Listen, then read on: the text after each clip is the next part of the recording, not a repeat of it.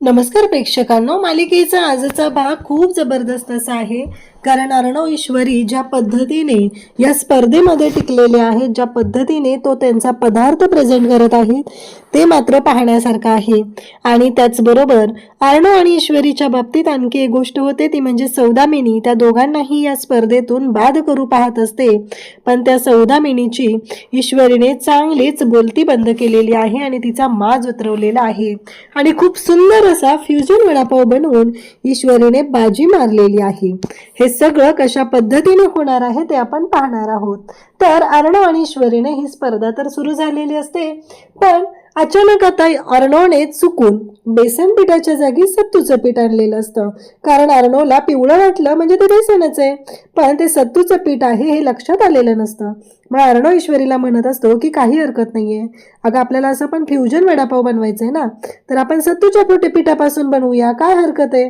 पण ईश्वरीचं म्हणणं असतं जर त्याची टेस्ट वेगळी लागली तर. पण अर्णव तिला म्हणतो की आता ऑप्शनच नाहीये, कारण टाइम ऑफ झालेला असतो. इकडे मात्र आता मल्हार आणि नुपूर दोघंही म्हणत असतात की खरंच म्हणजे एकमेकांबरोबर भांडत असतात, एवढं सगळं सुरू असतं, पण दोघांची जोडी मात्र खूप जबरदस्त आहे असं म्हणत अर्णव ईश्वरीला शुभेच्छा देत असतात. त्यानंतर इकडे पाहायला मिळतं ते म्हणजे की अर्णव आणि ईश्वरी दोघंही या स्पर्धेमध्ये उतरलेले आहेत. आणि आता पुढचा राऊंड सुरू होणार असतो, म्हणजे पुढची स्टेप जी या राऊंडची आहे त्यामध्ये जी व्यक्ती बनवणार आहे जेवण, त्याने पदार्थ बनवणाऱ्या व्यक्तीने त्या बाजूला जायचं आणि जे बनवत नाही त्यांनी या बाजूला यायचं असं सांगितलं जातं. मग अर्णव आणि ईश्वरी आता त्यामध्ये ईश्वरी पदार्थ बनवणार असते. मग ईश्वरी आता किचनच्या बाजूला जाते. सगळेजण इकडे शुभेच्छा देत असतात. मग जी सगळ्यांना तिथे अनाउन्समेंट करत असते, कोणत्या गोष्टी कशा पद्धतीने होणार आहेत, काय होणार आहे, या सगळ्या गोष्टींची अनाउन्समेंट जी करत असते. आणि त्याच वेळेस इकडे पाहायला मिळतं ते म्हणजे हा जो सौदामिनीचा चमचा आहे तो मात्र अर्णव आणि ईश्वरीला चुकीचं ठरवण्यासाठी प्रयत्न करत असतो. ईश्वरी म्हणते की चालेल. आता ईश्वरीला अर्णव सांगत असतो की काही काळजी करू नको, सगळं व्यवस्थित होणार आहे, तू छान असा पदार्थ बनवणार आहे, हे सगळं तो ईश्वरीला सांगत असतो. तेव्हा ईश्वरी सुद्धा म्हणत असते की हो, होईल सगळं व्यवस्थित. ईश्वरी सुद्धा सगळ्या गोष्टी शांतपणे सांभाळून घेत असते. कारण आता सत्तूचं पीठ आहे तर सत्तूचं पीठ आहे, त्याच्यामध्ये कोणी काहीच करू शकत नसतं. आणि त्यामुळं ईश्वरी म्हणते की ठीक आहे, काही हरकत नाहीये, बनवूया आपण, काहीच हरकत नाहीये असं ईश्वरीने ठरवलेलं असतं. आणि मग ईश्वरी पदार्थ बनवण्यासाठी जाते. इकडे अर्जुन आणि सायली हे दोघं सुद्धा ही स्पर्धा मोबाईलवरती पाहत असतात. लाईव्ह सुरू असतं, जजेस आहेत, त्याचबरोबर सगळे या स्पर्धेचे हेड आहेत, हे सगळे तिथं बसलेले असतात आणि सगळेजण या स्पर्धेचा आनंद घेत असतात. त्याच वेळेस इकडे पाहायला मिळतं ते म्हणजे आता प्रत्येकाला पदार्थ असतो. सात्विक फॅशनला फ्युजन वडापाव आहे, तर नम्रता यांच्या आकाश टेक्सटाईलला फ्युजन इंदोरी पोहे आहेत. त्याचबरोबर सौदामिनी क्रिएशन आहे, त्यांना मिसळ सांगितलेली आहे, कोणाला चॉकलेट टोस्ट आहे, अशा बऱ्याच गोष्टी सांगितलेल्या असतात आणि त्याची तयारी सुद्धा झालेली असते. त्याचबरोबर अर्णव हे सगळं पाहत असतो. त्याने ईश्वरीला शुभेच्छा सुद्धा दिलेल्या आहेत आणि ईश्वरी आता पदार्थ बनवण्यासाठी जाते. त्याच वेळी पाहायला मिळतं ते म्हणजे आकाश सुद्धा इकडे नम्रताला सुद्धा तेवढंच गाईड करत आहे. नम्रता विचार करू लागते, कारण ईश्वरीचे डोळे चुरचुरायला लागलेले असतात. ईश्वरी डोळे चुळत असते, तिला त्रास होऊ लागलेला असतो. ईश्वरी अर्णवकडे पाहते पण तिला काही क्लिअर दिसत नाही. त्यानंतर आता डीजी सगळ्यांच्या समोर आलेली असते. 10 मिनिट झालेले असतात आणि सगळ्यांची तयारी कुठंपर्यंत आली, काय काय चालू आहे, या सगळ्या गोष्टींची तयारी चाललेली असते. इकडे मामा म्हणत असतो की हो, सगळं व्यवस्थित होणार आहे, सगळ्या गोष्टी छान पद्धतीनेच होणार आहेत. अर्णव थोडासा घाबरल्यासारखाच वाटत असतो, कारण ईश्वरीला काहीतरी त्रास होतोय ही गोष्ट अर्णवच्या लक्षात आलेली असते. त्यामुळं अर्णव पाहत असतो. ईश्वरीला तो विचारतो काय होतंय. ईश्वरीला कळतच नसतं की काय सांगू. ईश्वरी म्हणते मला दिसत नाहीये, मला डोळ्यांच्या समोर अंधारी आल्यासारखं झालंय, सगळं ब्लर ब्लर झालंय असं ईश्वरी सांगत असते. नम्रता आता ईश्वरीकडे पाहते आणि म्हणते की म्हणजे औषधाचा असर सुरू झालेला आहे असं नम्रता विचार करते. आणि नम्रता म्हणते माझी इच्छा नव्हती इशू, पण हे सगळं मला करावं लागतंय, खरं तर मला हे सगळं अजिबात करायचं नव्हतं असं इकडे ईश्वरीच्या बाबतीत नम्रता बोलत असते.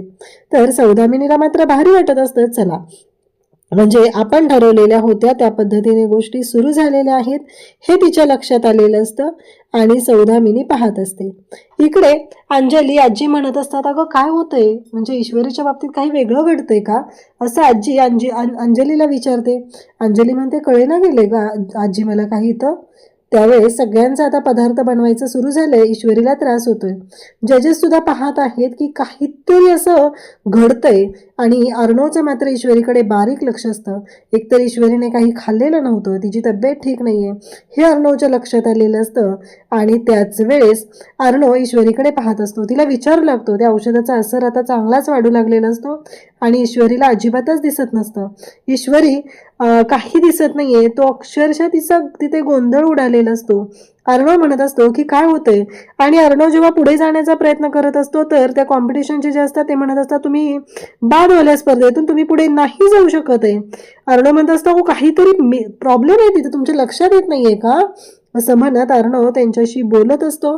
आणि तेव्हा मात्र इकडे आता अर्णव पुढे जाण्याचा प्रयत्न करतो. सौदामिनीला मात्र आनंद झालेला असतो, कारण तिने ज्या पद्धतीने ठरवलेलं होतं त्याच पद्धतीने गोष्टी घडत असतात.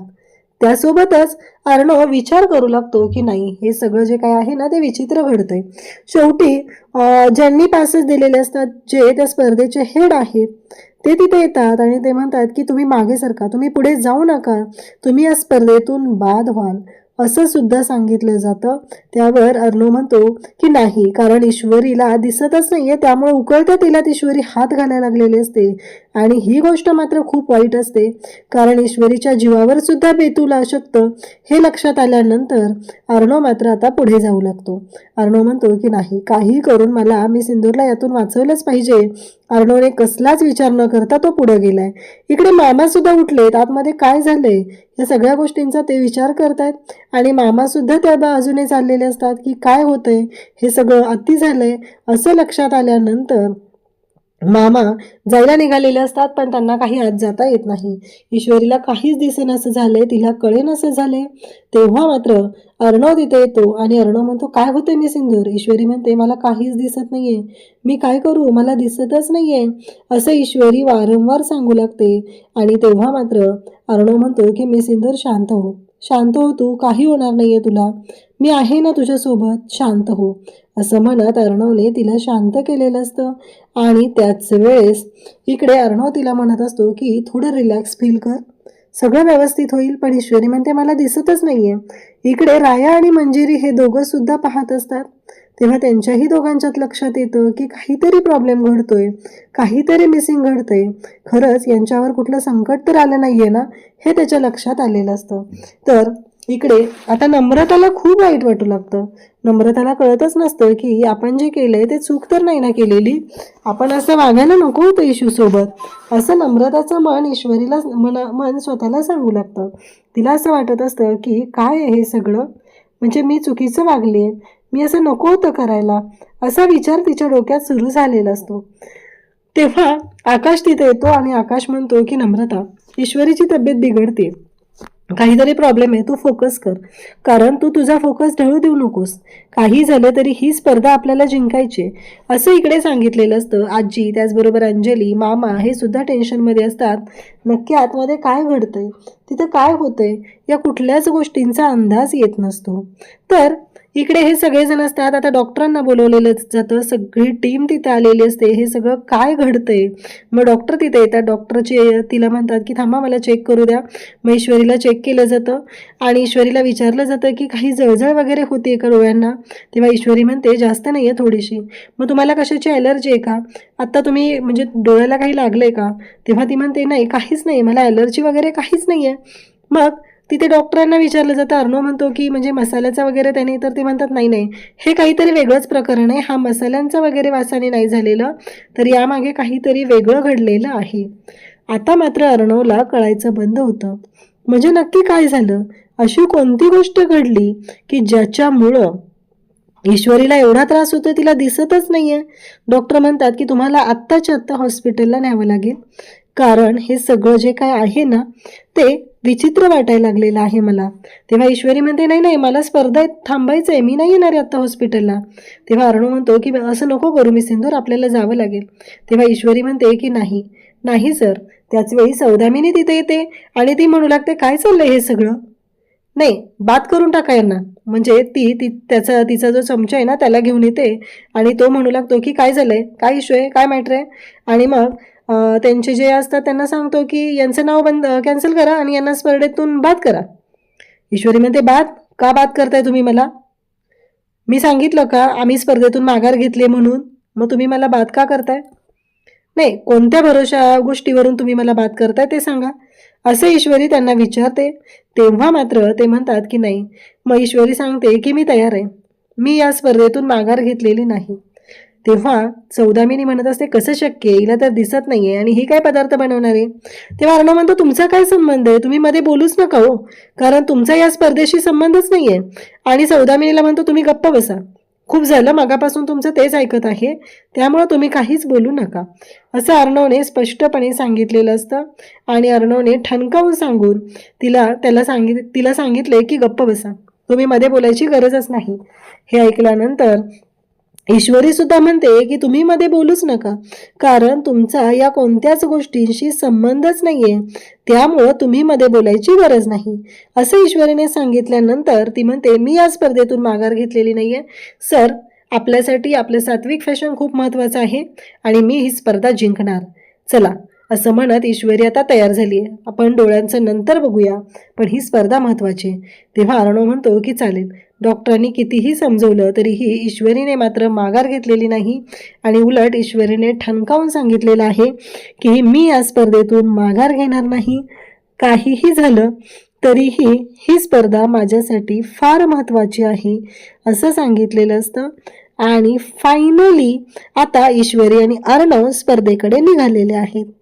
ज्या पद्धतीने या सगळ्या गोष्टी चाललेल्या असतात त्यावरून तर क्लिअर होत असतं की ईश्वरी आणि अर्णव यांनी बनवलेला पदार्थ नक्कीच चांगला होणार आहे.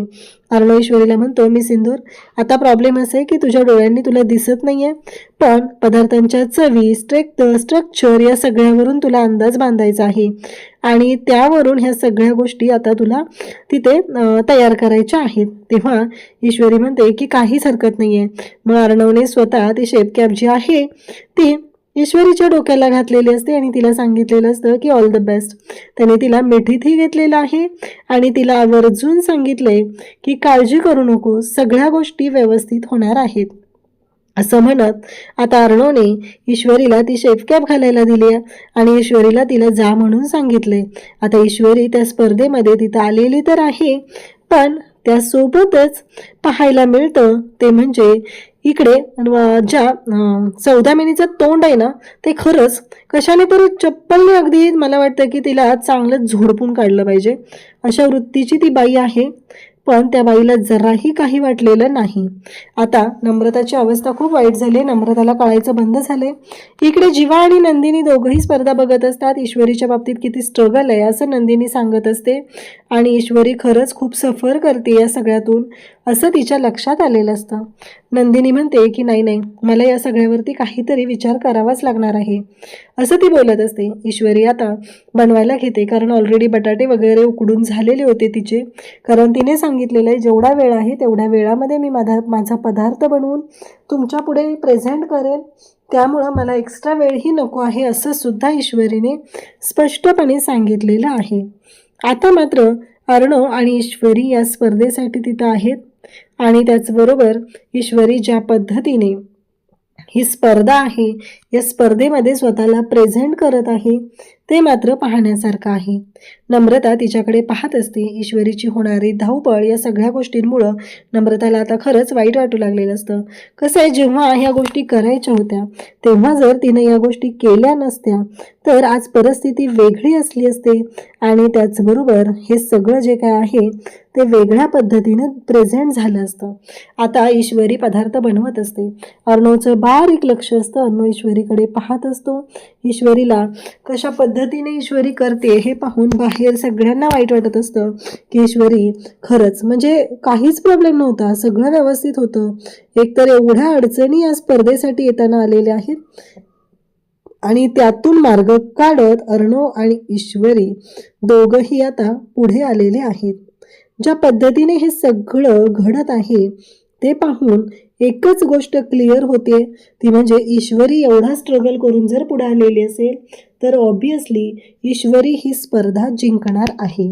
आता सांगितलेलं असतं शेवटचे 2 मिनिट राहिलेले आहेत, प्रेझेंटेशनला घ्या, प्लेटिंग करा, कारण प्लेटिंगला सुद्धा तेवढंच महत्त्व आहे हे सुद्धा सांगितलेलं असतं.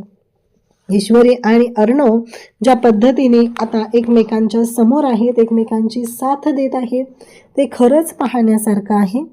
आणि मग ईश्वरी आणि अर्णव दोघंही आता ह्या सगळ्या स्पर्धेच्या बाबतीत आता पुढे आलेले असतात, कारण ईश्वरीला माहिती आहे काहीही झालं तरीही या सौदामिनीची मस्ती तर जिरवलीच पाहिजे, कारण सौदामिनीने आजपर्यंत तिला त्रासच दिलेला असतो.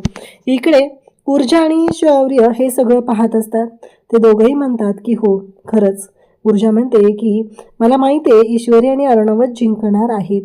शौर्य सुद्धा म्हणतो की खरंच त्यांची जोडी ना कमाल आहे, एकदम कमाल, असं म्हणत तो बोलत असतो. आणि त्याच वेळेस इकडे पाहायला मिळतं ते म्हणजे आता अवनी आणि त्याचबरोबर राजा. अवनी व्हिडिओ पाहत असते, हसत असते, तेव्हा राजा म्हणतो काय झालं, तेव्हा म्हणते हे दोघं जिंकले पाहिजेत. तेव्हा राजा म्हणतो की हो ते जिंकणार, हो अर्णव ईश्वरी ना त्यांचीच जोडी जिंकणार आहे, लाखात एक जोडी ती, असं म्हणत आता सगळ्यांकडून त्यांना शुभेच्छा येत असतात. ईश्वरीचं प्लेटिंग सुरू झालेलं असतं. अंदाज घेत ईश्वरी प्लेटिंग करत असते आणि ज्या पद्धतीनं या सगळ्या गोष्टी ती करत आहे ना ते मात्र पाहण्यासारखं आहे. ईश्वरीला माहिती आहे की काहीही करून आज या स्पर्धेमध्ये आपल्याला जिंकायचं आहे. मग इकडे आजी त्याचबरोबर अंजली या दोघींनाही वाईट वाटत असतं की ईश्वरीला या सगळ्या गोष्टीतून सफर करावं लागत आहे. आता जीजी सांगत असते की शेवटचा 1 मिनिट राहिलेला आहे आणि आता या 1 मिनिटात काय होऊ शकतं, 1 मिनिटात तर काही होऊ शकतं. आणि तसा विचार केला तर तो 1 मिनिट सुद्धा लाख मोलाचा असतो, हेही तेवढंच खरं आहे. आता जजेस त्याचबरोबर सगळेजण आता रेडी आहेत आणि प्लेटिंग झालेले असतात. चला सगळ्यांच्या प्लेट पुढे येणार असतात. आणि खरं तर जे शेफ आहेत त्यांना सुद्धा ईश्वरीचं खूप कौतुक वाटत असतं, कारण ईश्वरीने ज्या पद्धतीने हे सगळं केलेलं आहे ते त्यांनी स्वतःच्या डोळ्यांनी पाहिलेलं असतं, त्यामुळं त्यांना सुद्धा कौतुक वाटत आहे. आणि इकडे अर्णव ईश्वरीला सांगत असतो की ओके आहे, काळजी करायची गरज नाही, सगळ्या गोष्टी छान झालेल्या आहेत, असं सुद्धा अर्णवने आवर्जून सांगितलेलं असतं. आणि त्याचबरोबर इकडे पाहायला मिळतं ते म्हणजे सौदामिनीला असं वाटतं की चला या स्पर्धेतून हे दोघं जण बाद होणार. कसं आहे, एखाद्याने एखाद्या बाबतीत चुकीचाच विचार केला असेल, तिला वाटत असेल की नाही यांचं वाटोळच झालं पाहिजे, तर तो तसाच विचार तिनं करत असते. इकडे अर्णव आणि ईश्वरी दोघंही म्हणत असतात. ईश्वरी म्हणत असते सर आपली डिश कशी दिसते, छान तर दिसते का. अर्णव म्हणतो काळजी करू नको, खरंच लाखात एक आपली डिश दिसत आहे, असं सांगतो. आणि मग जजेस जेव्हा टेस्ट करतात आणि तेव्हा बोलतात आजच्या स्पर्धेचे विजेते आहेत असं म्हणत ते बोलत असतात, कारण अर्णव ईश्वरीने ज्या पद्धतीने डिश बनवली आहे ती खरंच खूप छान बनवली आहे. ईश्वरीने ज्या पद्धतीने वडापाव बनवलेला आहे आणि त्याचबरोबर हे सगळं जे काही केलेलं आहे ना ते खूपच जबरदस्त असं आहे. आणि अर्णव ईश्वरीच्या खांद्यावर हात ठेवून तिच्या पाठीशी खंबीरपणे उभा आहे. आता दोघांनी जवळजवळ प्रेमाची कबुली तर दिलेलीच आहे, दोघंही एकमेकांच्या सोबत असतात, पण या सगळ्यामध्ये काही गोष्टी मात्र आहेत. नम्रताला मात्र आता स्वतःचीच लाज वाटू लागलेली आहे. आणि फायनली जजेसने निकाल जाहीर केलेला असतो आणि या स्पर्धेचे पहिल्या स्पर्धेचे विनर असं म्हणतात आणि थांबलेलं असतं. ऑब्विसली पहिल्या स्पर्धेचे विनर होणार आहेत ते म्हणजे अर्णव आणि ईश्वरी. त्यांना कोणीच यातून बाहेर काढू शकत नाही, कारण ईश्वरीने ज्या पद्धतीने पदार्थ बनवलेला आहे तो मात्र पाहण्यासारखा आहे. नम्रताला आता स्वतःचीच लाज वाटली पाहिजे. तिने ज्या पद्धतीने आपल्याच घरातल्या आपल्या सख्या बहिणीच्या बाबतीत जो काही चुकीचा विचार केलेला आहे तो खरंच खूप विचित्र असं दाखवलेला आहे. एक बहीण आपल्या बहिणीच्या विरोधात जाते, ही गोष्ट चुकीची आहे. अशाच अपडेटसाठी चॅनलशी कनेक्ट राहा. थँक्यू.